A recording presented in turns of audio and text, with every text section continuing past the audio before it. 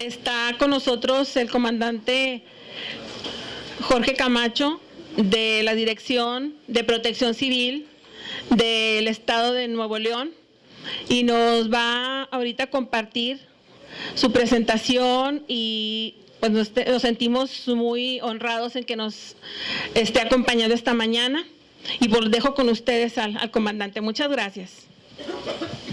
Muchas gracias. Buenos días a todos. Al contrario, el honrado es un servidor en que me hayan invitado y muy particularmente estar aquí con ustedes el día de hoy. Hay disculpas por el muro. Hasta tanto para adelante. Me comentaron, de hecho, en una gran cantidad de lugares ahorita se están llevando a cabo una serie de eventos en torno precisamente a los fenómenos químicos. Esto es algo que día con día se lleva a cabo en la Dirección de Protección Civil. Tenemos inclusive gente en el Puente Colombia realizando ahorita un simulacro de derrames. Lo que les quiero decir es que hoy en particular, en todas estas actividades de fenómenos químicos, nos complace muy en particular el venir a platicar un momento con ustedes. Me mencionan que son maestros, catedráticos, representantes y gente de posgrado de las diferentes universidades, de las diferentes facultades, perdón, de la universidad. Y eso todavía me da mucho más gusto porque creo que nos puede nutrir bastante, tanto ustedes a nosotros como lo que nosotros podamos compartirles el día de hoy. Y antes de empezar, y quizás por tener una visión un poquito más clara, si no tienen inconveniente, me gustaría escuchar un poco de qué facultades es de la que nos acompañan el día de hoy. Facultad de Ciencias Biológicas. Preparatoria. 1 Apodaca. 8. 19 en García. Enfermería. Factia. Salud Pública, Ciencias Forestales. Técnica Médica. Allá atrás, perdón. Atrás de Técnica Médica. Es que no lo escuché. Filosofía y Letras. Matemáticas. Ay, qué difícil. Sí. Comunicación, dice así con un chorro de orgullo, comunicación. Sí. Odontología. ¿De aquel lado? Sí. Medicina. Sí. Prepa 25 Escobedo. 17 de Ciénega de Flores. 7, de las 7 está. 16 San Nicolás. Álvaro Obregón. 23 en Santa Catarina. 24 en Anáhuac. 5 de Sabinas Hidalgo. ¿Alguien que se me esté pasando? 6 en Montemorelos. Oigan, qué bárbaros. Facultad de Ingeniería Civil, sí. 10 de Doctor Arroyo. De Derecho. Sí. 11 de Cerralbo. ¿Ya nos apuntamos todos? Bien, fíjense qué interesante no solo la diversidad, que realmente a lo largo y ancho del estado de Nuevo León, aquí estamos representados, muy particularmente hay que tener cuidado en el caso de las preparatorias porque es el momento de mayor ocurrencia de uno cuando está joven. Entonces, ahí es probablemente donde va a haber que poner especial atención. Yo tengo además el placer de también estar colaborando en la preparatoria técnica médica, soy maestro de la carrera de paramédico, entonces estuve en la Facultad de Medicina, me salí porque me fui de paramédico, pero también tengo buenos recuerdos de la Facultad de Medicina y con muchas de las facultades aquí presentes. Muchísimas tenemos una permanente colaboración como Protección Civil, es decir, colaboran con nosotros en gran manera.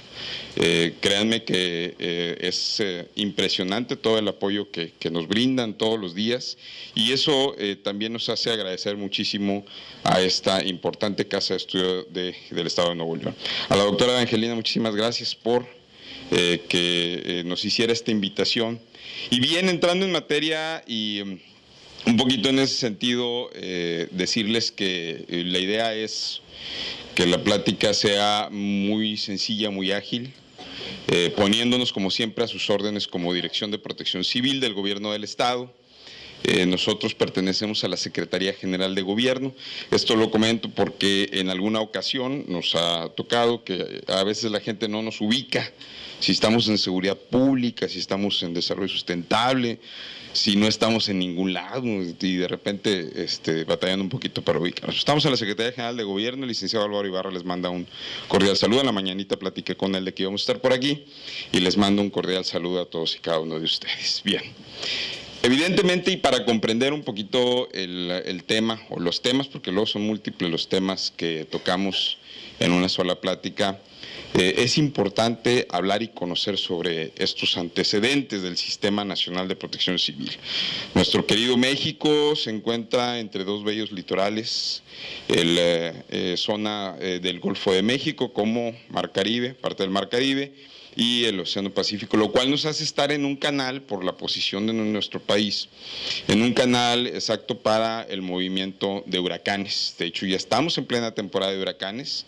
El año pasado vivimos el embate de dos de ellos, Ingrid y Manuel. Manuel nos impacta a nosotros, quizá no de lleno o con la intensidad como lo que hace 4 años nos impacta, que es el huracán Alex, y unos cuantos años anterior, en el 2005, el huracán Emily, y unos cuantos años anterior, un par de tormentas y así, que sucesivamente. La realidad de las cosas es que este es un tema que a nivel nacional, dado el impacto y el daño generado, fortalece mucho la idea de crear un sistema nacional de protección civil. Estamos hablando de una cantidad enorme de años. Aquí muy particular en Nuevo León, y a pesar de no encontrarnos directamente en la costa, hay un fenómeno muy peculiar y es precisamente el de nuestra serranía. Es una altitud con pendientes sumamente marcadas que lo que hacen es tomar toda esa agua, absorber lo que es posible, pero posteriormente a ello todo lo demás es escurrimiento que pasa por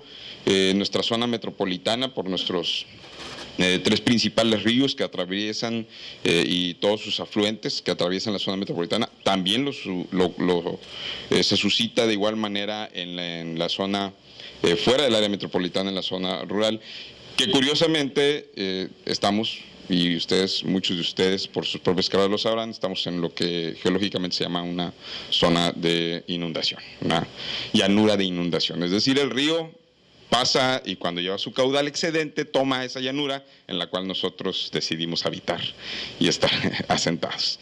Con el pavimento, con el asfalto, obvio decir cero absorción y por el contrario aceleración de la misma velocidad y potencia del agua, lo que nos hace una entidad desde esa perspectiva en riesgo o en alto riesgo, en tanto que son avenidas de agua con mucha velocidad y con mucha fuerza. No es lo que ocurre, por ejemplo, en el caso Tabasco.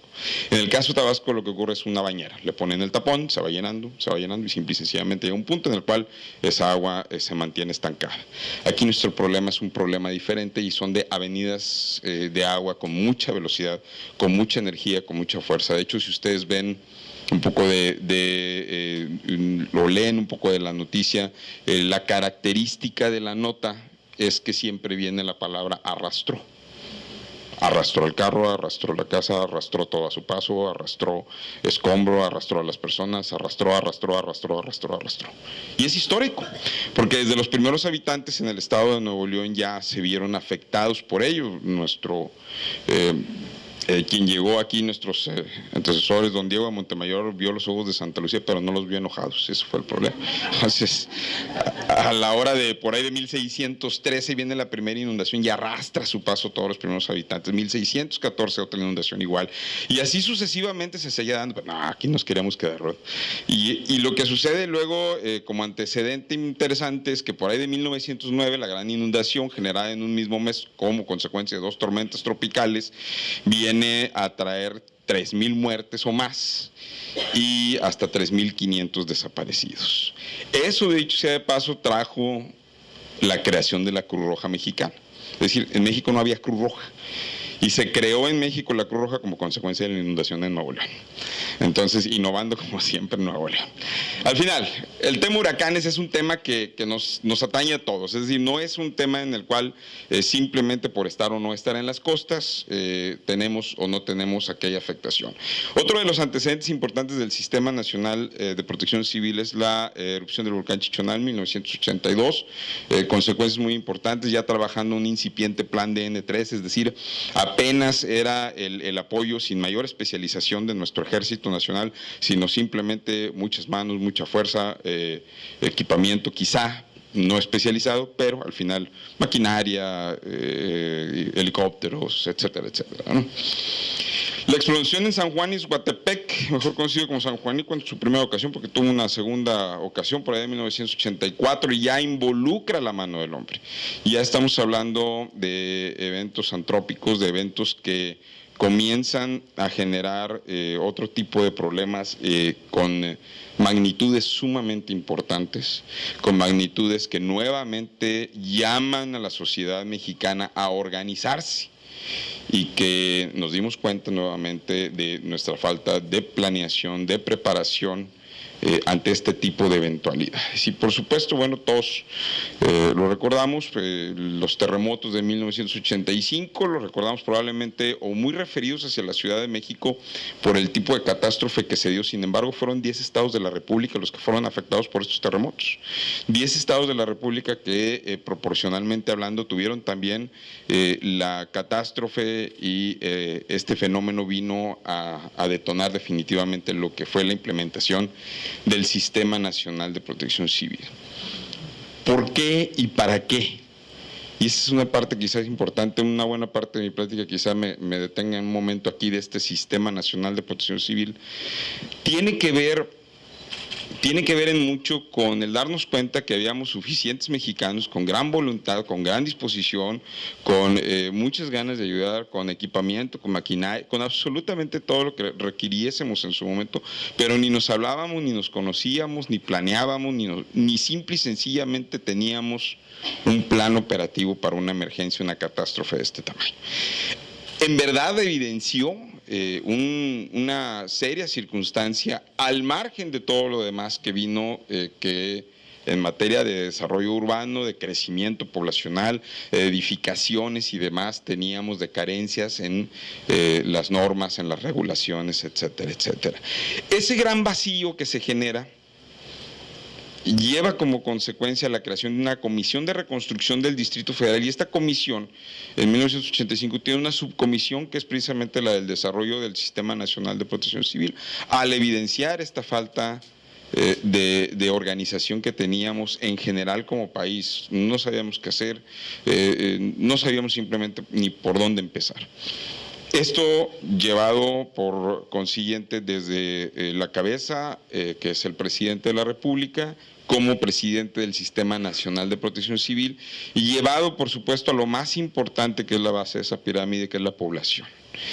Ese sistema, entonces, era lo que desde siempre pretendió, y era un sistema que incluía absolutamente a todos y cada uno de los habitantes en este país, con acciones de prevención, de auxilio y recuperación. Y es aquí entonces, ya en 1986, donde se declara o se publica oficialmente la creación del sistema, en donde se comienzan a generar los planes y programas. Se da un año para que los estados de la República generen su propio sistema homólogo, su sistema estatal de protección civil. Curiosamente, ese mismo 1986 en Nuevo León se decreta o se publica la creación del sistema estatal el 17 de septiembre de 1986, que 2 años después, ese mismo día, nos estaría impactando el huracán Gilberto, exactamente el mismo día de la creación del sistema de protección civil. Esto entonces nos lleva ahora sí a reunirnos con investigadores, con científicos, con catedráticos, con la población en absolutamente todos sus niveles y formas de organización, para poder desarrollar al sistema de protección civil. De ahí el eslogan que ustedes seguramente habrán escuchado: todos somos Protección Civil. ¿Por qué? Porque no es una acción de quienes llevemos quizás en algún momento de la administración pública como nombre Protección Civil, sino es un accionar de toda la sociedad. Y déjenme decirles que desde esa perspectiva, y siempre lo he presumido, Nuevo León ha entendido mejor que muchas otras entidades lo que es un verdadero sistema de protección civil, que es la participación de todos.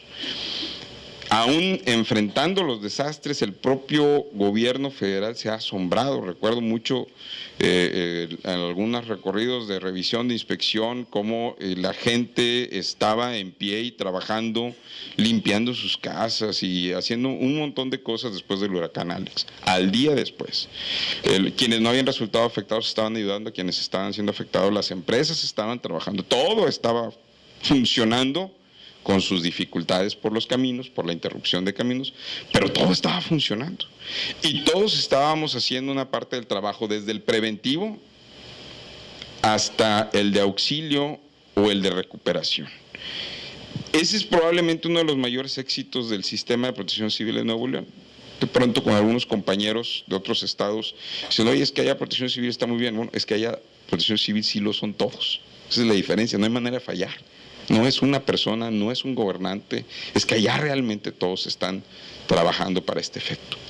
Planear y prepararnos entonces, y vamos a entrar un poquito en materia.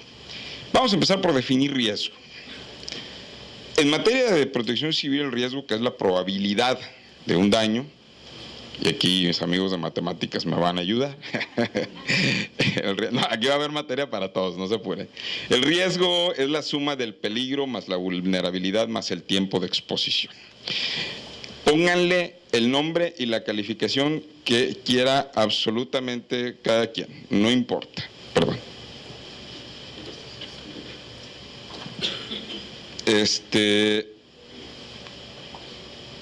¿Riesgo a qué? A todo. A lo que me mencionen, funciona bajo la misma fórmula: riesgo económico, riesgo a la salud, riesgo a la seguridad pública, riesgo en protección civil, riesgo en el trabajo, funciona exactamente igual. Y pónganle la calificación a cada elemento del 1 al 10, del 1 al 100, como ustedes gusten. Y ahí es entonces en donde empezamos a hacer cada uno de los factores y casi ya estamos haciendo un análisis de riesgo. ¿Qué es un peligro? Un peligro no es un riesgo, vámonos elemento por elemento. Un peligro no es un riesgo.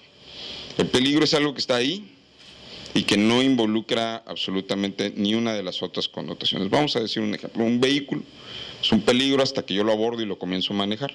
Eso ya se convierte en un riesgo. Un huracán en el océano es un peligro en tanto que no existe una población, una embarcación, porque entonces ya se les convierte a ellos en un riesgo. Una roca que puede caer es un peligro, más no un riesgo, a menos que abajo exista la población. Entonces, podemos definir todos nuestros peligros y en todos los aspectos. Toda esa definición de peligro nos hace ya hacer un muy rápido análisis del riesgo. Ahora voy a brincarme el de en medio porque es probablemente el que es más importante. Tiempo de exposición. El tiempo de exposición lo vamos a definir muy sencillo. Cuando yo voy a conducir, yo voy probablemente de mi casa al trabajo o al estudio y de ahí regreso otra vez a mi casa. Tengo un tiempo de exposición.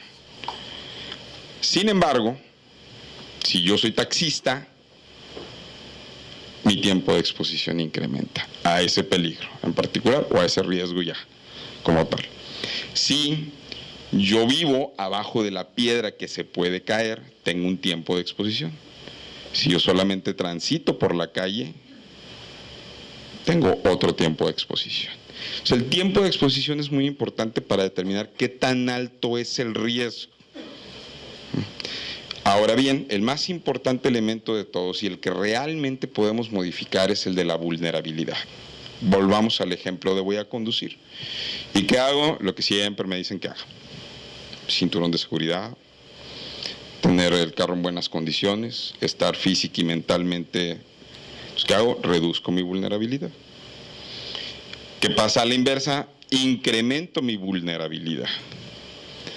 Este es el más importante porque es de ahí en donde nosotros podemos tomar las verdaderas decisiones. Es decir, el riesgo no lo podemos evitar. Harold Macmillan decía: el simple hecho de estar vivo representa un riesgo.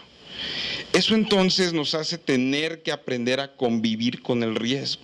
Y lo decimos muchas veces, no podemos evitar los huracanes, no podemos evitar los sismos, seguramente no podemos evitar los tornados, pero de alguna forma también incidimos en las circunstancias que están aconteciendo para esos eventos, y bueno, ya entramos en temas de si calentamiento global o no, y ya entramos en otras circunstancias como también la modificación de los microclimas, etcétera, etcétera, etcétera, todo lo demás. Bien, esa parte lo menciono porque probablemente dice uno, oye, bueno, pues el tiempo de exposición a lo mejor también es modificable. Sí, sí lo es, pero no es tan sencillo como decir, ay, aquí se puede caer una piedra mañana, déjame comprar otra casa, me voy a ir para otro lado. Pues no, ¿verdad? ¿No? Y oye, no, es que ser taxista es bien peligroso, entonces pues déjame, ahora me voy a ir a vender Avon. Y que va a estar igual de peligroso en un descuido, no, peor. El asunto es que no es tan sencillo como que simple y sencillamente me dedico a otra cosa y ya, ¿no? Sí, puede ser, pero planeado, con tiempo, preparación, las dificultades que implica, etcétera, etcétera. No es tan sencillo. Por lo tanto, en lo que tenemos que incidir siempre, y esa es la parte que tenemos que comprender, cómo reduzco mi vulnerabilidad. Y normalmente el ejercicio que sigue lo hago hasta el último, pero vámonos de una vez como para terminar de comprender el concepto riesgo, que es lo que atañe, riesgo en general, atañe a la materia de protección civil. ¿Cómo reduzco mi vulnerabilidad en el hogar? Y el hogar tiene kilos y kilos y kilos y kilos de riesgos, pero por montones. Pero como es el lugar más seguro para mí, es el lugar que se convierte en sí, ¿no? más seguro. Y bien, vamos a hacer el ejercicio. Acá estamos todos en confianza. Ya nadie está grabando, ¿verdad? ¿Quién tiene extintor en su casa que no sea el del carro? Y el que lo tenga, levante la mano bien orgulloso, por favor. Muy interesante, gracias. ¿Quién tiene detector de humo? Muy bien. ¿Se voltearon a ver más o menos todos? ¿Cuánto cuesta un detector de humo? Más o menos. No anda carita usted, pero sí le compramos. ¿Todo? Sí, depende de dónde también, ¿no? Un detector de humo cuesta lo que un cartón de cerveza. Me tuve que documentar. Es por efectos profesionales. Y comprado en horario normal, no en lugar chueco. O una muy barata botella de vino. O 4 órdenes de tacos. O... digo, porque ¿cuánto nos consumimos acá en Nuevo León? Entonces, en realidad es impresionante todo lo que... Y no me meto al tema que siempre lo decimos y nos acompañan los medios de comunicación todos los diciembres para las recomendaciones de toda la vida, de Navidad, y que ya todo, ya está bien choteado el Comandante Camacho con esas cosas que dice. Pero de todas maneras no lo hacemos. No lo hacemos de todas maneras, ¿no? Es lo curioso. Y todavía nos tocó todos el ciérrale, el gordillo ese que salía, y ahora tiene otro eslogan y todo, y seguimos desperdiciando el agua de todas maneras, ¿no? Entonces, estarle duro y dale, duro y dale, duro y dale. Pero fíjense, vamos a hacer entonces un ejercicio muy sencillo. Vamos en nuestra imaginación a darle las llaves de su casa, de la de cada uno de ustedes, a un buen ladrón. Y le vamos a dejar que robe por 3 horas. Cada quien piensa, a ver, ya abrió la casa y empieza a robar. Las obras de arte, las joyas de la corona, tele de 834 pulgadas. Es mi ejercicio, así que yo le pongo las pulgadas que yo quiera. Entonces, ya. Ahora sí, cada quien piense, ¿qué se llevó? Claro. Muy bien, vamos a regresar todo otra vez a su casa, todo eso de valor. Y vamos a darle 3 horas a un fuego. Y díganme qué les dejó. Michones. Literal. Digo, nada. Porque a lo mejor con el ladrón vas a volver, con miedo, sí.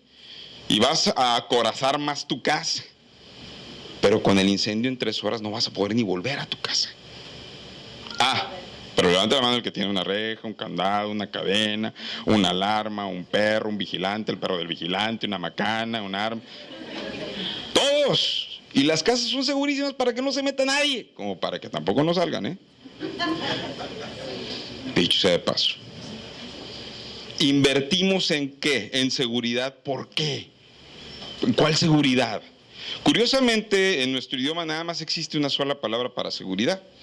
En el idioma norteamericano, como en algunos otros idiomas, voy a hablar el único que sé, el alemán todavía no se me da.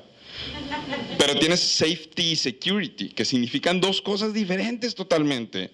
A pesar de que si los traduces al español los dos dicen seguridad. ¿Y seguimos invirtiendo en qué? En esa parte en la que nos sentimos con miedo, vulnerables y demás, afectación a la vida. Es que se puede meter, el ladrón va a traer una... Sí, también se puede. Y el fuego entrando, que lo tienes adentro, por cierto, el fuego. No lo tienes afuera. El fuego no te llega de afuera. A veces sí. Pero normalmente el fuego te llega de adentro. Adentro tienes todo para generar al enemigo. Y no tenemos el equipamiento. Y no tenemos la revisión de la electricidad. Y no revisamos la tubería de gas. Y todavía nos quejamos con el arquitecto de Benavides cuando llega gas natural y me cobra fuerza la prueba de hermeticidad, ¿no? ¿Cómo les van a cobrar? Eso lo deben de hacer ellos, ganan muchos millones. Pues a lo mejor sí, pero la obligación por ley es nuestra cada 5 años en casa habitación. Y nuestra casa tiene 20, 30, 40, 50 años, la heredamos del abuelito y seguimos viviendo ahí, la vamos a seguir heredando. Y nunca tuvo prueba de hermeticidad la tubería de gas. Y huele gas, huele, ¿sí da? ¿Quién sabe? No, pues quién sabe, no, quién sabe, huele gas. Huele a gas. Y ya, y luego nos acostumbramos al olor al gas, por cierto. Que es curioso. Otra vez huele a gas. Sí, ya. Y se acabó la plática. No, esa es la confusión que tenemos en términos de prevenir. Y como eso, muchas otras cosas más. Invertimos cantidades estratosféricas en la Navidad para aspectos que no son tan relevantes como el otro tipo de prevención. Plan familiar de protección civil. ¿Salió tarde usted de su casa? A todos les ha pasado. No me digan que no, no me refiero a salir tarde. ¿Y las llaves? ¿Y las llaves? ¿Dónde dejé las llaves? ¿Alguien vio las llaves? Las llaves, y las llaves, y las llaves, y las llaves. ¿Y si ese era un incendio? ¿Cómo abre los 10 cerrojos? ¿Cómo te sales de esa prisión? Toda la familia sabe en dónde exactamente están las llaves siempre para poder ir y abrir. Detalles tan increíblemente sencillos. Un desastre, el huracán Alex, ¡pum!, tumbó las líneas de teléfono. Yo estoy en el trabajo, mi mujer está en el otro trabajo, uno en la primaria, el otro en el kinder, en la prepa, estamos todos regados. ¿Sabemos a dónde vamos a llamar por teléfono todos? ¿Saben ustedes que la larga distancia es la mejor de todas? Porque es otro tipo, no es infraestructura de cable, es infraestructura blindada y satelital y demás. Entonces, ¿qué hacemos? Me pongo de acuerdo. Yo tengo familia en Guadalajara. No somos ni mariachis, ni futbolistas, ni nada más. Entonces, ¿qué hacemos? Llamamos a Guadalajara. Porque esa llamada sí va a entrar. En cuanto encuentres un teléfono, que puede hacer la llamada. Y todos sabemos en dónde vamos a estar. Ya llamó que está en tal parte, ya llamó que está en parte, ya llamó que están bien, ya llamó que los movieron a un albergue, ya llamó que... Plan familiar de protección civil. Entonces, tenemos que empezar a planear desde el hogar. Y luego nos vamos al trabajo, y luego nos vamos a planear a la escuela. Sí, hay que hacerlo. Y luego requerimiento para certificaciones y para... Hay que empezar a planear en el mismo hogar. Ahí es en donde necesitamos comenzar a educar a los pequeñitos desde un principio. ¿Muy bien? ¿Dudas? ¿Preguntas? No. No sé ni cómo voy de tiempo. ¿Cuánto llevo de mis 3 horas que me dieron para platicar hoy? ¿No? 32. Bueno, el problema es que no me da por platicar mucho. Muy bien. Indispensable reconocer todo aquello que nos pueda poner en riesgo. Ya una vez que algo aconteció, es importante seguir analizando lo que está ocurriendo, seguir analizando el riesgo. ¿Qué aumenta el riesgo? Falta de conocimiento, falta de habilidad, falta de práctica. Y por encima de todo lo garantizo, exceso de confianza. Lo garantizo y lo firmo. Es uno de los más graves problemas que hace que incremente el riesgo. Vamos a ver. ver.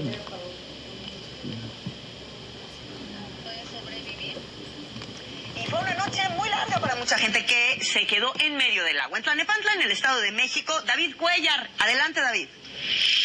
Mónica, muy buenos días también al auditorio, y como bien lo dices, nos encontramos específicamente en Valle Dorado, en el municipio de Tlalnepantla, Estado de México, y es que mira, la lluvia fue tan fuerte en este punto de la ciudad que, para que tú tengas una idea, mira este poste de luz.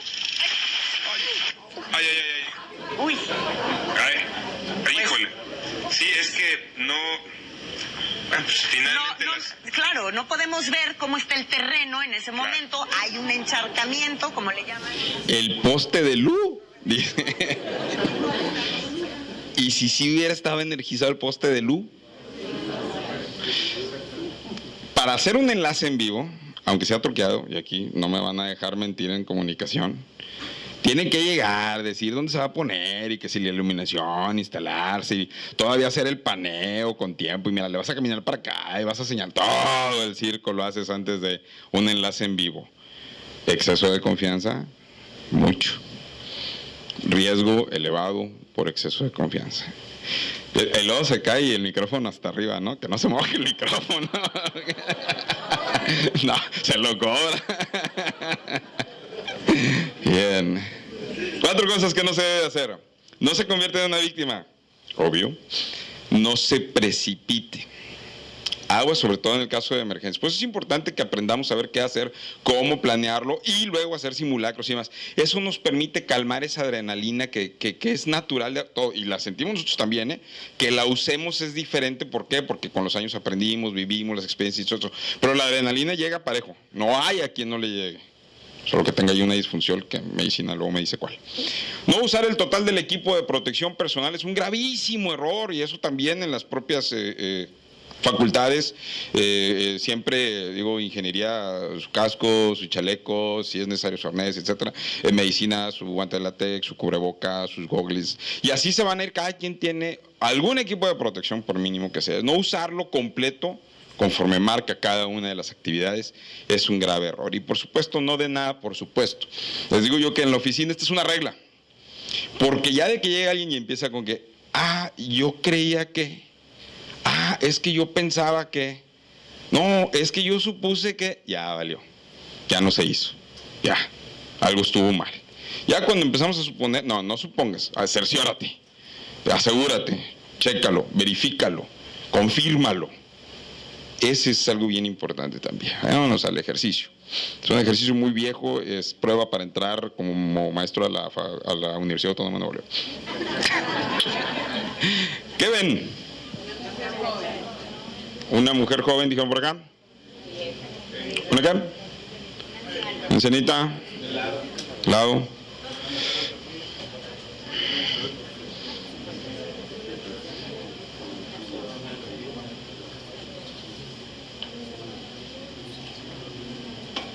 Bien. ¿Quién vio a la viejita? Levante la mano, por favor. ¿Quién vio a la joven? Yo también vi a la joven. ¿Quién vio a las dos?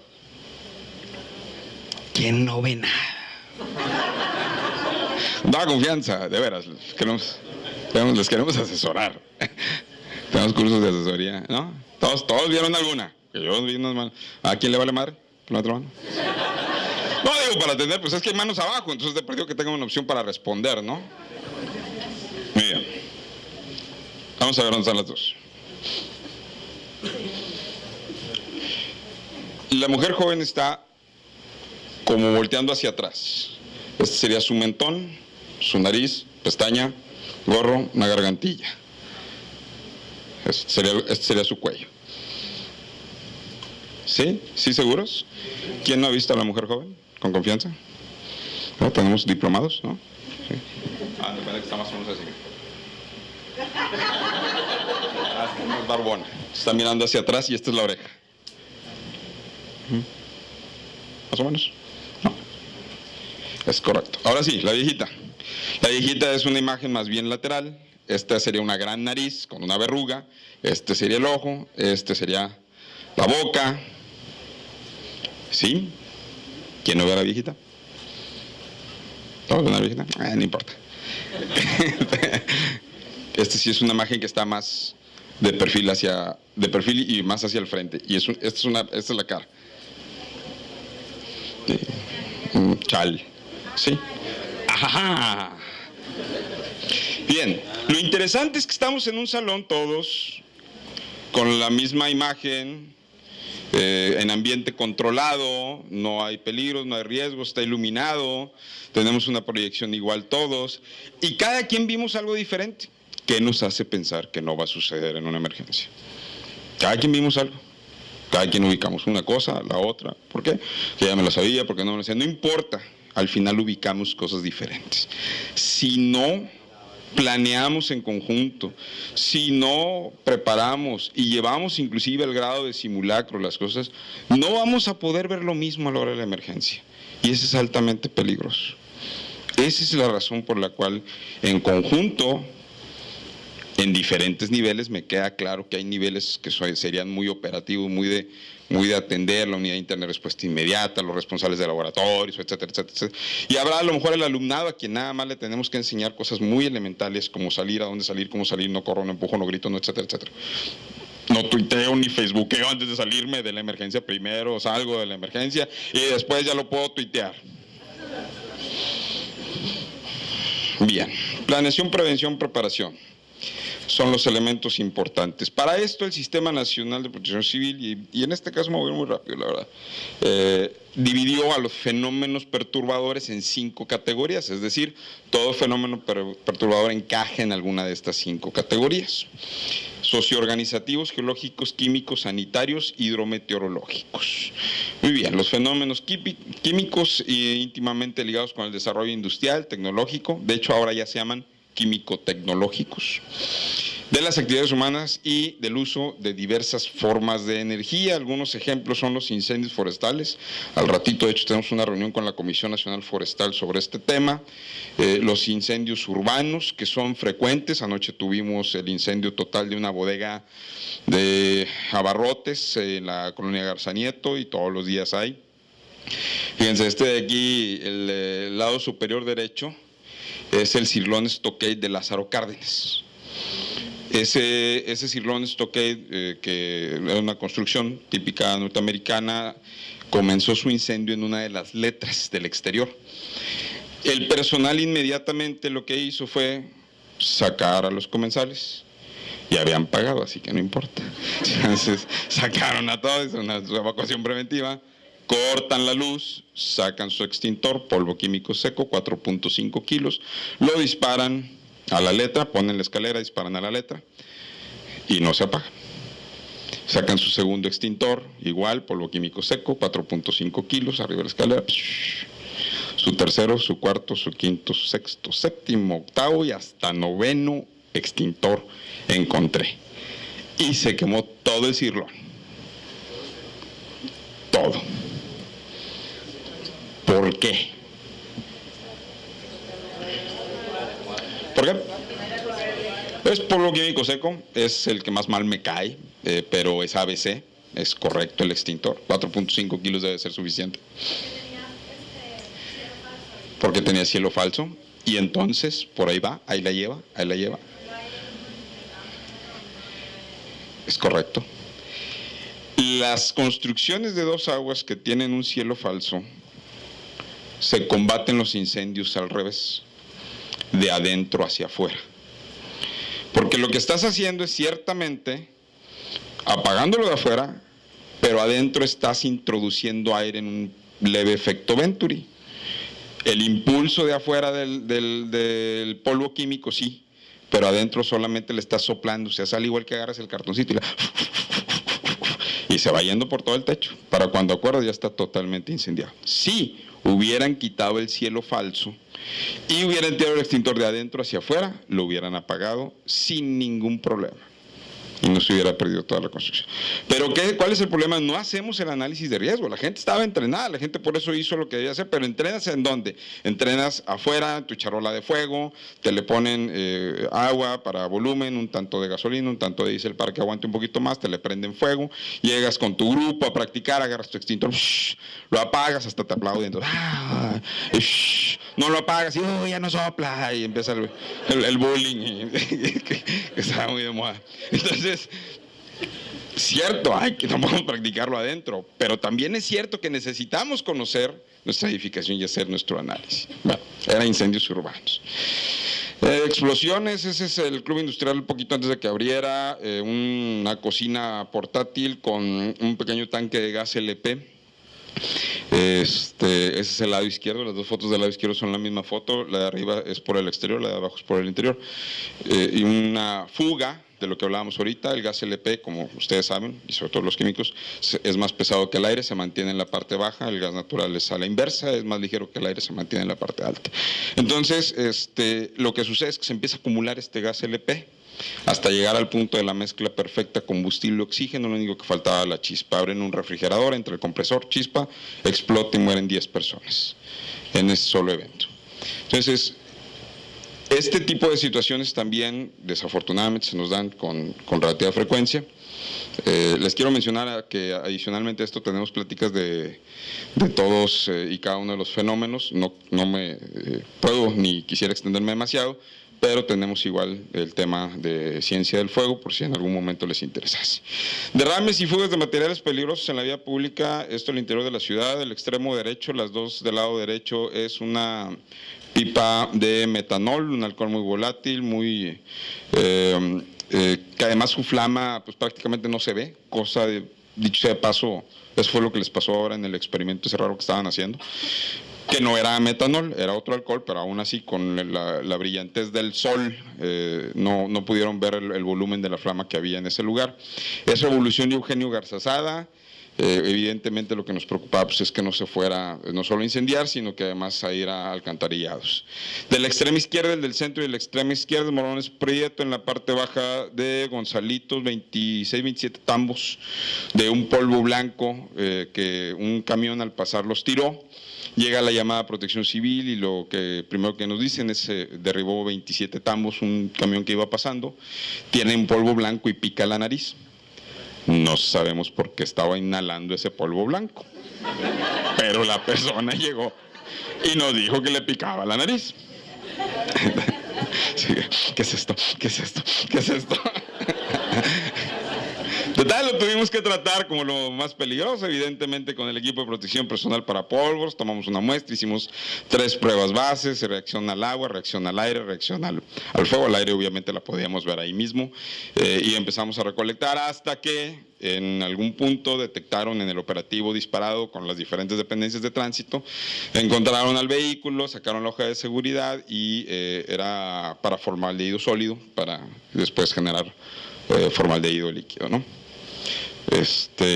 A la noche estaban diciendo en los medios de comunicación que había hablado alguien que los que habíamos estado en contacto con ese químico íbamos a quedar estériles, ¿no? Ya tiene 11 años y ya se graduó de la primaria. Me mintió. Los de origen socioorganizativo, originados por las actividades de las crecientes concentraciones humanas, híjole, en una ciudad grande como la de nosotros es imposible evitarlo, ¿no? O el mal funcionamiento de algún sistema propuesto por el hombre, un sistema propuesto por el hombre de agua, de luz, de drenaje pluvial, drenaje sanitario, etcétera, etcétera, etcétera, ¿no? Este es otro tipo de fenómenos. Tenemos los accidentes vehiculares de transporte masivo, que casi no suceden.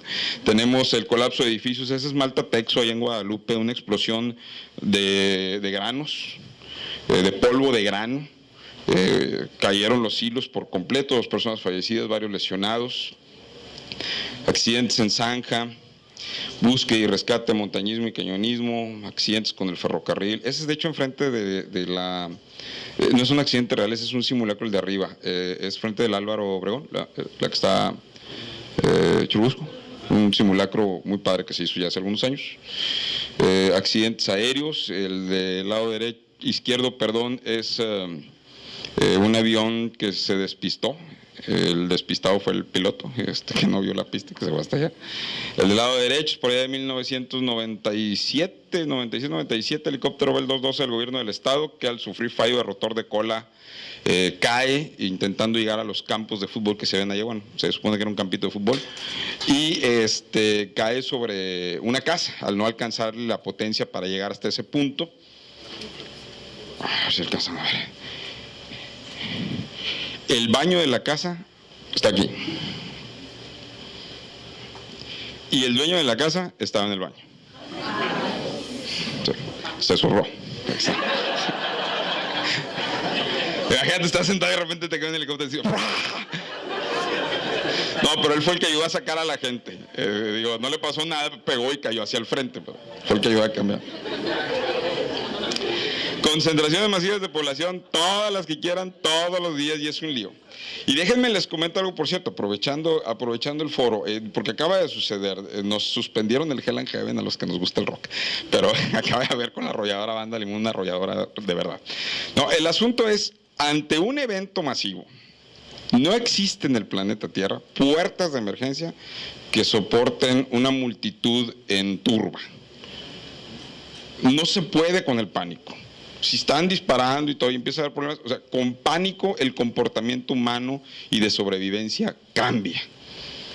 De instinto de sobrevivencia cambia. No hay, por eso vemos que en todo el planeta Tierra, ahora que tenemos medios de comunicación en todos lados, estamos leyendo que si en Francia se aplastaron, y que si en Nueva York se aplastaron, y que si no sé en qué parte se aplastaron, y que si en la Meca se aplastaron, y que en África se aplastaron. Y en todos lados donde hay manifestaciones de pánico, va a suceder eso. Las puertas de emergencia están hechas para salir en un cierto orden, sí con características, bueno, porque se abatan para el exterior, que facilite, pero no están hechos para una turba en pánico.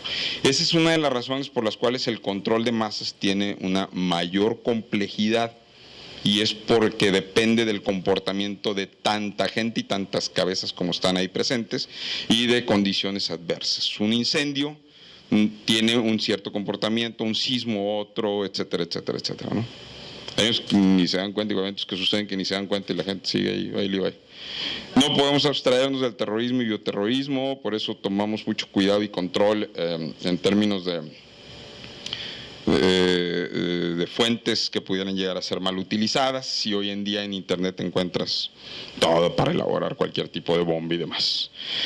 Los sanitarios estrechamente ligados con el crecimiento poblacional, industrial, las principales fuentes son centros urbanos que concentran grandes plantas industriales, vehiculares a alta densidad poblacional. El más triste de los casos, por supuesto, es la contaminación de suelo y agua, pero bueno, también vivimos el tema de la influenza, que fue un tema también de tipo sanitario, manejado desde el gobierno federal, desde el presidente, la Secretaría de Salud y las diferentes secretarías, y no fue ajeno, por supuesto, a Nuevo León. Los geológicos, que normalmente los tenemos muy identificados en el caso vulcanismo y sismicidad, la realidad es que va muchísimo más allá, y es producto del movimiento de las capas terrestres y la correspondiente liberación de energía. Deslizamiento de tierra y roca.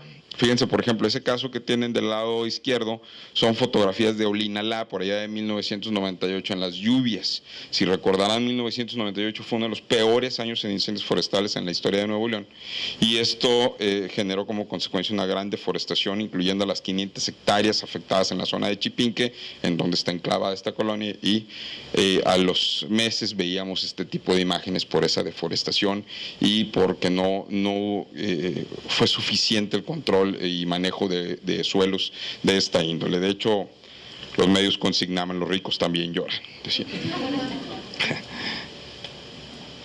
Los hidrometeorológicos son producto de movimiento del agua superficial. Cambios meteorológicos afectan directamente la capa terrestre. Tenemos, por supuesto, toda la categoría de ciclones tropicales, que ya estamos en plena temporada, desde, iría yo antes, perturbación tropical, depresión tropical, tormenta tropical, las 5 categorías de huracán que son directamente relacionadas al viento. El viento poco me interesa a mí, sinceramente, comparado con el agua. A mí Nuevo León. ¿Por qué? Porque no recibo el embate del viento fuerte, pero sí el volumen de agua.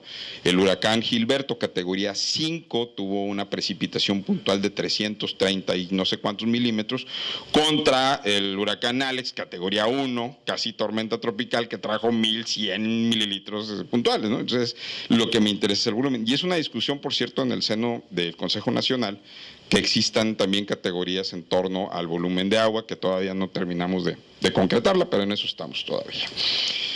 Inundaciones relámpago, que es lo que yo les comentaba que sucede en nuestra entidad. Ese es Piedras Negras, cuando nos enviaron también a la inundación de Río Escondido, íbamos llegando en vuelo, el que está en la ventana era mi subdirector operativo y me dice, comandante, ¿ya vio los pisos de las casas? Y se me hizo medio tonto porque pues íbamos volando, le dije, los techos. Eso no, los pisos de las casas, porque solo quedaron pisos. Sequía, igualmente también es otro de los aspectos adversos, y en el caso de la sequía ya ven que hasta osos tuvimos aquí recorriendo. Ese es el contraste en nuestra entidad y es la parte de sequía que también tenemos que considerar. Planeación. Bien, ejercicio.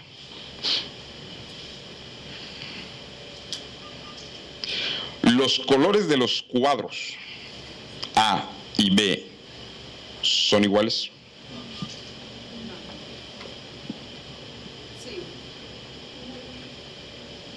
Ay, juez. A ver, vamos otra vez a nuestro proceso democrático. ¿Quién dice que no son iguales? ¿Quién dice que sí son iguales? Tercera opción. ¿Quién le va a...? Los colores de los cuadros, no de la letra, no la dimensión. La pregunta de examen es muy clara. Bien, va.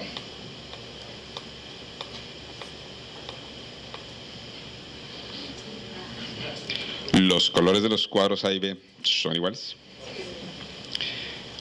Que exista una diferente escala de grises en todo el dibujo, muy pequeña, y que además tenemos un objeto que nos distrae y es un clarito, un oscurito, así como estamos sentados, un clarito, un oscurito, un clarito, un oscurito más o menos. Entonces lo que nos hace es decir, bueno, que sigue, pues sigue uno claro, y es el objeto y la sombra, y etcétera, pero en realidad son iguales. Ese es un proceso en el cual insistimos. Pues no de nada, por supuesto, verifique. ¿Cómo verifico? Bueno, hago el cotejo, obviamente aquí no les dio oportunidad de acercarse como para empezar a tapar, pero hago el cotejo y entonces no doy nada, por supuesto. Verifico para poder planear correctamente. Un sistema de comando de incidentes es algo que a nosotros nos lleva a la administración pública, a los cuerpos de emergencia, en donde integran todos los especialistas. Y a partir de ahí se toman decisiones colegiadas. Es algo muy parecido a lo que en cada una de sus facultades se puede hacer. Y es, yo ya sé cuál es mi función en el momento de emergencia y en dónde me tengo que concentrar para tomar decisiones. Y esa toma de decisiones reduce el daño y facilita la recuperación. Incluso, ¿por qué no? ¿Está facultad de economía? Me dijeron, ¿no? ¿No está economía? Incluso, ¿por qué no introducir ya el tema de continuidad de negocios? Que no tiene que ser enfocado a negocios. Nosotros tenemos, por ejemplo, un plan de continuidad de gobierno. No nos podemos detener. Tenemos que seguir trabajando y tenemos que seguir funcionando y tenemos que seguir operando, pase lo que pase. Ese es un elemento fundamental, pero es un grupo colegiado que toma decisiones. Esa es una estructura básica del mando de incidentes, no me voy a detener, pero rápidamente decirles, miren, va desde finanzas, logística, operación, planificación, alguien que da información pública, seguridad, un enlace entre ellos, etcétera, etcétera, ¿no? Y elementos, lo que estoy pasándoles son elementos de emergencias, pero como para que vean esos procesos de planeación. El tema del triage, decisión de cuáles son los pacientes que se atienden primero. El triage es una palabra francesa que es selección y que lo que nos hace a nosotros medios de emergencia es tomar las decisiones que son más favorables para los pacientes con mayor probabilidad de vida y no por una mala decisión reducir esas probabilidades de vida. Llevamos a cabo campamentos móviles que incluso estaban propuestos para... Ahora, en el caso de la influenza o en otra circunstancia más grave, tener que empezar a atender extramuros y empezar a aprovechar todo el recurso humano de estudiantes dependiendo de sus niveles para poder realizar en campo este tipo de operaciones. No me voy a extender mucho, que creo que ya estoy sobre tiempo. La parte de prevención, la infraestructura, evidentemente, que soporte la prevención. Rápido les muestro esto, que era lo que les comentaba, ¿no? Les digo yo que el Nuevo León tiene el mejor drenaje del mundo, lo que pasa es que lo tenemos tapado con concreto y asfalto. Pero el drenaje natural es buenísimo, ¿no? Causas naturales que conducen los escurrimientos fuera de las áreas urbanas, topografía con pendientes francas que permiten el desarrollo rápido del agua, y la pregunta es, ¿por qué entonces tenemos problemas con la lluvia? Les digo que es como Plaza Sésamo. Aquí los ingenieros civiles van a la razón. ¿Es bueno o malo? Sí, no. Es Plaza Sésamo básico. Muy bien. Para periodos de retorno, con una pendiente de esta naturaleza, la que tienen allá a su lado derecho, sería la construcción ideal. Periodo de retorno 100 años, probablemente ahorita un poquito menos. ¿Qué es lo que hacemos? Construimos abajo el vadito, por economías malentendidas. Para una pendiente menos pronunciada, más prolongada, esta sería una construcción apropiada. Es decir, este es el lecho del río, esa es la pendiente. ¿Y qué es lo que hacemos? Le damos una rellenadita y le ponemos un pedacito. La pendiente menos pronunciada, pero más larga, que es este tipo, esta sería la construcción apropiada. ¿Y qué le hacemos? Un puentecito abajo. Esa es la razón por la que tenemos problemas. Este ejemplo afortunadamente ya no existe. De hecho, después de Alex, yo soy feliz, porque se construyeron puentes mucho más altos que antes. Pero ese es Santa Bárbara. Ese es Santa Bárbara, y aquí está el relleno y el pedacito por donde se quería que pasara el agua. Pues, claro que vivía desbordándose, ¿no? ¿Cuántos ríos se desbordaron? Ni uno. ¿Cómo? Y los puentes están adentro del río. El río va bien. Ni uno se desbordó. Este no es de aquí, este no es de Nuevo León, pero es uno muy interesante, porque mírenle ustedes a la fotografía del ancho y véanle los popotes, ¿no? Y yo le digo a alguien, agarra un popote, póntelo en la boca, tápate la nariz y ponte a respirar a ver cuánto tiempo aguantas. Entonces, no es posible, ¿no? Y eso es lo que nos hace mayormente vulnerables. Este tampoco ya no existe afortunadamente, pero miren la altura de donde viene la calle y luego dónde va el paso por el río. No, pues claro que se va a desbordar.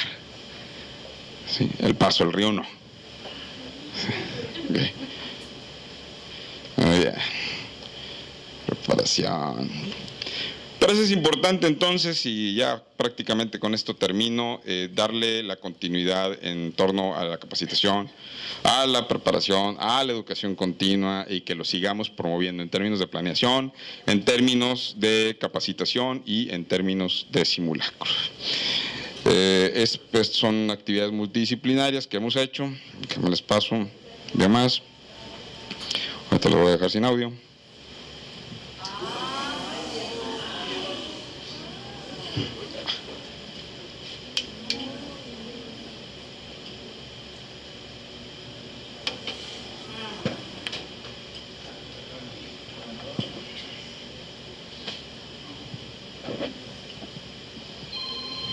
Los dos sobrevivieron, aunque no lo crean. Ahí va.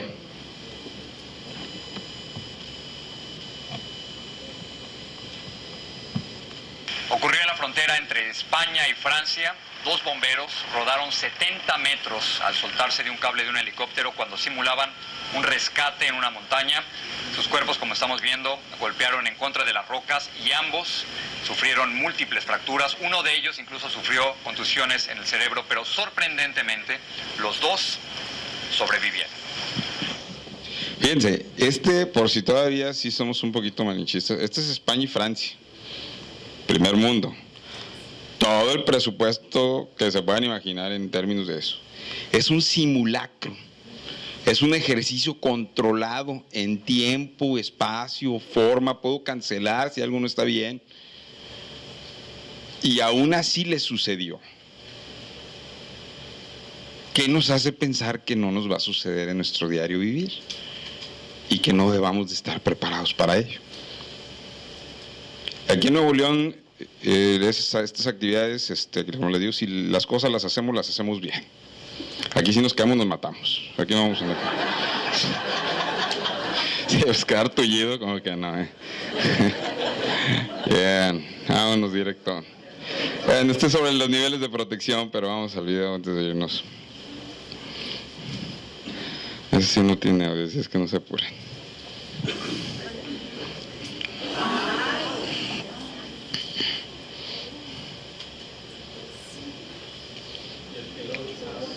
Sí, el principio fundamental de primero yo, luego yo y después yo. Y primero voy por mí. Pero fíjense, esa es gente que eso se dedica todos los días. Esa es gente que de eso trabaja, eso vive y lo tiene súper practicado. Y aún así le sucedió. Nuevamente volver con ustedes a la reflexión, ¿qué nos sigue haciendo pensar que no nos va a suceder? ¿Okay? Voy a quedar aquí porque si no voy a extender demasiadísimo. Yo todavía tengo un montón de presentaciones más para ver si hubiese alguna pregunta, alguna duda. Es una plática con el propósito de que todos tengamos una visión del porqué de llevar a cabo todo esto, pero claro que estamos con toda la disponibilidad del personal para asesorarles en planes de contingencia, unidades internas de respuesta inmediata, manejo de riesgos específicos, de lo cuales ustedes son normalmente nuestros asesores. En la medida que les podamos aportar, estamos más que comprometidos para hacerlo. Y agradecerles además todo el apoyo que nos dan todos los días. ¿Alguna pregunta, alguna duda? Sí. Yo tengo dos. Mira, primero, ¿cuál es el sueldo de un bombero? ¿Puede vivir como bombero aquí en Monterrey? Depende cómo quieres vivir. Ciertamente son sueldos muy bajos. De hecho, déjenme les digo algo. El tema de los salarios, que desafortunadamente no hay todavía un tabulador así como tal, por ley, que no sean los estrictamente de la parte laboral en general, no de esa profesión. Es un tema que le sucede en muchas partes del mundo. Es decir, nosotros vemos el bombero norteamericano y creemos que gana mucho dinero. La realidad es que gana igual de poquito en proporción a su economía. ¿Cuál es la diferencia? Que al bombero, al policía, al paramédico en México no es sujeto de créditos. ¿Por qué? Porque te puedes morir mañana y hay un montón de trabas. Ese es en primer lugar. El bombero norteamericano no solamente es admirado, y el francés, etcétera, sino que además a la vez se le ofrece una gran cantidad de acceso a todo ese tipo de facilidades y créditos. ¿Cuál es la otra razón por la que vemos bomberos pobres y no tan pobres? Es que allá por ley, que también tiene que ver con economías, un día les platico todo el show, no crean que es porque les interesa mucho a los gringos, bajan sus tasas de intereses en compra de seguros, que es obligatorio. Por esa razón equipan a los bomberos. Pero por ley el bombero debe de tener cierto tipo de equipamiento con cierto nivel de vida. Entonces vemos mucho equipamiento muy bonito que no lo vemos acá porque no hemos logrado legislar eso todavía.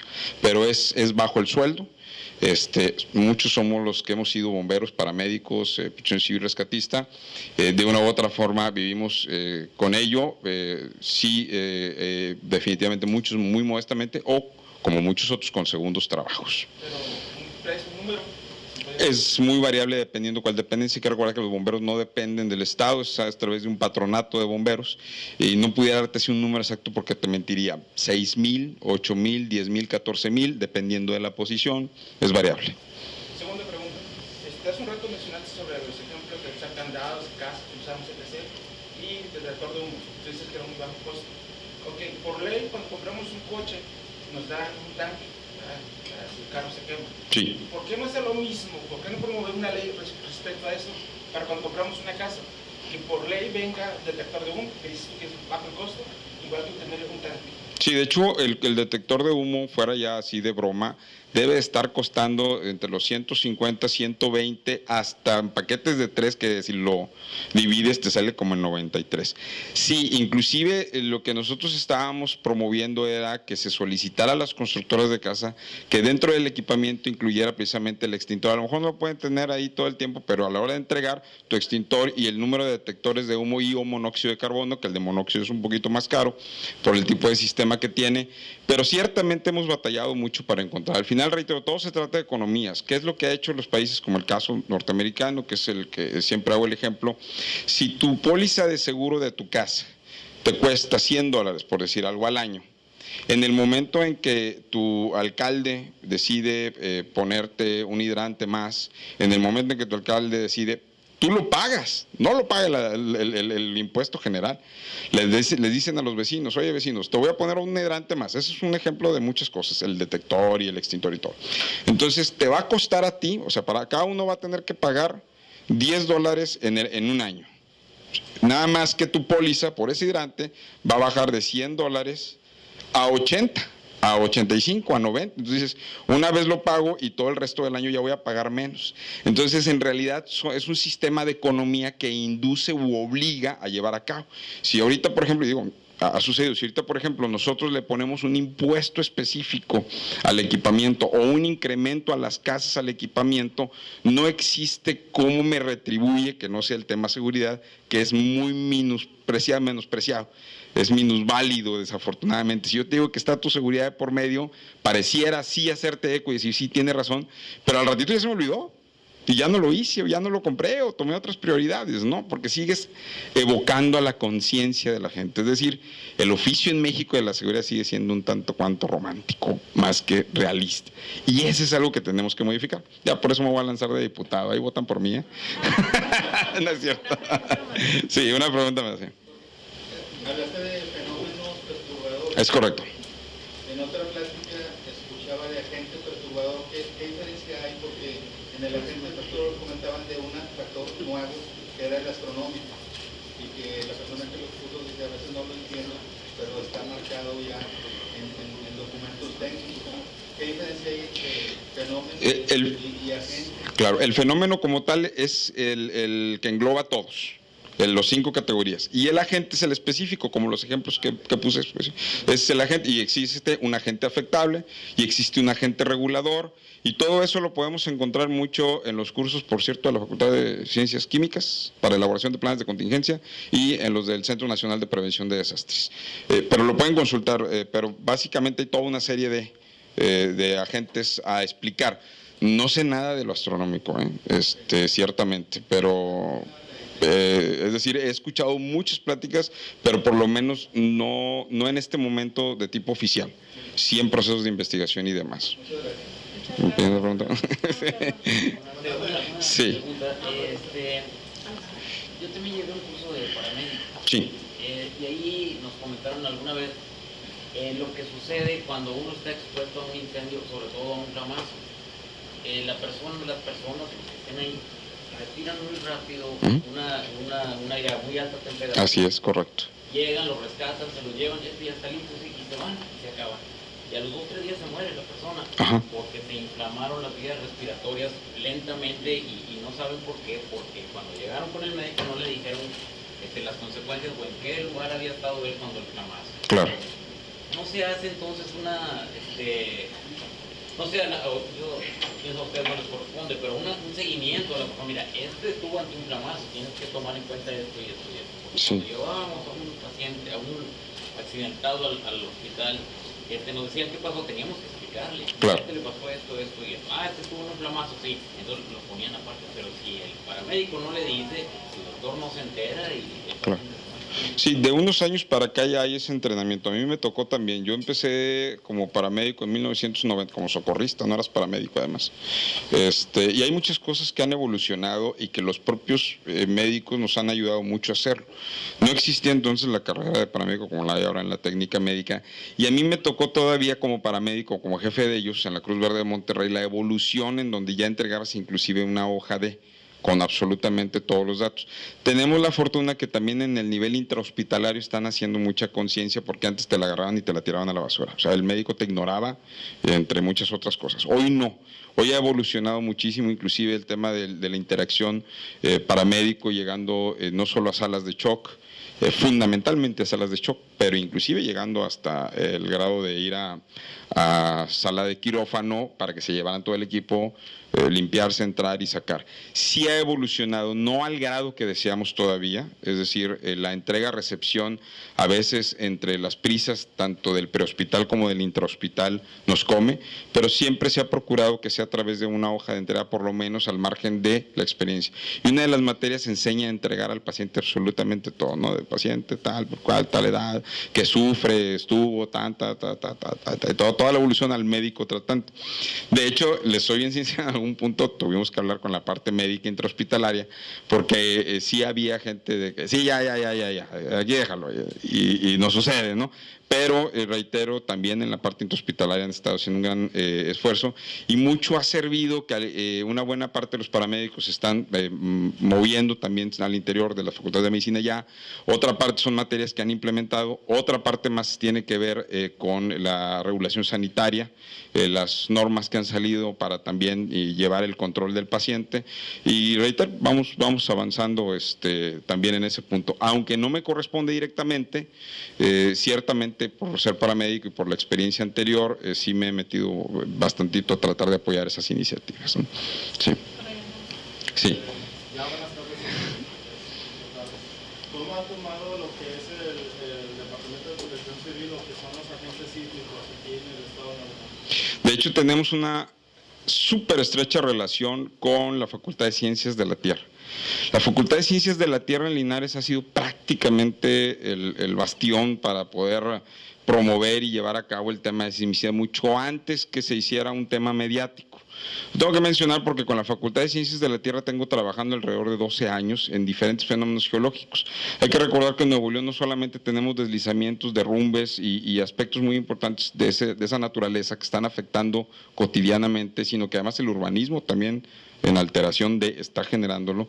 Tenemos hundimientos en el sur, tenemos tremendos hundimientos, como les voy a mencionar el más famoso de todos, que no es más que un hundimiento de esa naturaleza, que es el Pozo del Gavilán. Pero además yo no sé si recuerdan que alguien en una ocasión, y también salió en medios de comunicación, se le hundió su parcela por las características de aquella región tan peculiares, que tenemos mucho rato trabajando con la asesoría de los geólogos e inclusive impulsando la instalación de los sismógrafos, 2 de ellos ya instalados, 3 más en camino en proyecto, y que nos ocupa más que nos preocupa. Es decir, nos dan los científicos, los maestros, los catedráticos, nos dan características para ocuparnos de muchas cosas que tenemos que traducirlas en desarrollo urbano. Más que en materia de protección civil, sí, nosotros en tema de entrenamiento y todo, saber qué existe, qué hacer, qué no hacer, pero son muy similares a todos los demás procesos de evacuación, de un incendio y no usar el elevador. Entonces, fue muy sencillo. Ahora, la parte de los edificios grandes, los edificios altos, los ingenieros civiles no me dejan mentir, en Nuevo León tienen que pasar ciertos estándares para vientos huracanados que son por encima de lo que es la categoría de sismos que tenemos. ¿Cuáles me preocupan? Las edificaciones pequeñas, las improvisaciones en casa que abundan, porque el maestro es mi cuate. Hice otro cuartito, hice una pared, y las casitas que están hechizas, esas son las que realmente van a resultar más afectadas en caso de que incremente, que puede suceder, que incremente el potencial de este tipo de sismos. Pero estamos muy de la mano con Facultad de Ciencias de la Tierra. Y gracias. Muchas gracias. Bueno, pues agradecemos al comandante Jorge Camacho su interesante participación. Nos deja muchas enseñanzas, pero también bastantes inquietudes por las cuales tenemos que trabajar. Y pues muchísimas gracias aquí a nombre de la Universidad Autónoma de Nuevo León, de la Secretaría de Desarrollo Sustentable.